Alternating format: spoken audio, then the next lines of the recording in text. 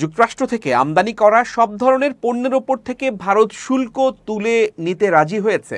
Donald ট্রাম্পের এমন দাবি দ্রুততার সঙ্গে নাকচ করেছে ভারত সরকার। স্থানীয় সংবাদ সংস্থাকে দেয়া এক বিবৃতিতে ভারতের পররাষ্ট্রমন্ত্রী এস জয়শঙ্কর এই দাবি খণ্ডন করে বলেন, আলোচনা এখনও চলছে এবং সবকিছু চূড়ান্ত না হওয়া পর্যন্ত কিছুই চূড়ান্ত নয়।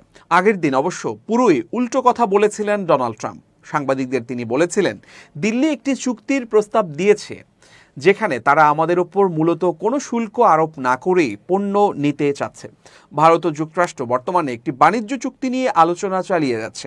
জয়শঙ্কর বৃহস্পতিবার বলেছিলেন, যে কোনো বাণিজ্য চুক্তি পারস্পরিকভাবে লাভজনক হতে হবে এবং উভয় দেশের জন্য কার্যকর হতে হবে। বাণিজ্য চুক্তি থেকে আমাদের এটাই প্রত্যাশা। চুক্তি না হওয়া পর্যন্ত এর ওপর কোনো রায় দেয়া আগাম বলা হয়ে যাবে সংবাদ সংস্থাগুলোকে, বলেন তিনি। ট্রাম্প বলেন, ভারত আমাদের এমন একটি চুক্তির প্রস্তাব দিয়েছে যেখানে মূলত তারা আমাদের ওপর কোনো শুল্ক আরোপ না করতে সম্মত হয়েছে।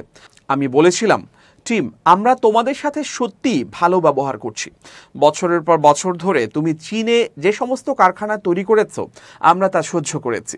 ভারতে তুমি যে কারখানা তৈরি করবে তাতে আমাদের কোনো আগ্রহ নেই। ভারত নিজেরাই নিজেদের সামাল দিতে পারে।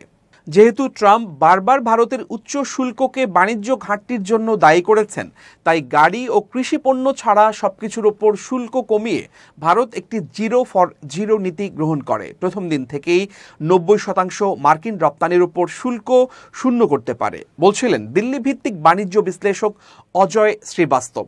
তার মতে, তবে চুক্তিতে কঠোর পারস্পরিক সম্পর্ক নিশ্চিত করতে হবে যাতে উভয় দেশই সমান হারে শুল্ক কমায়।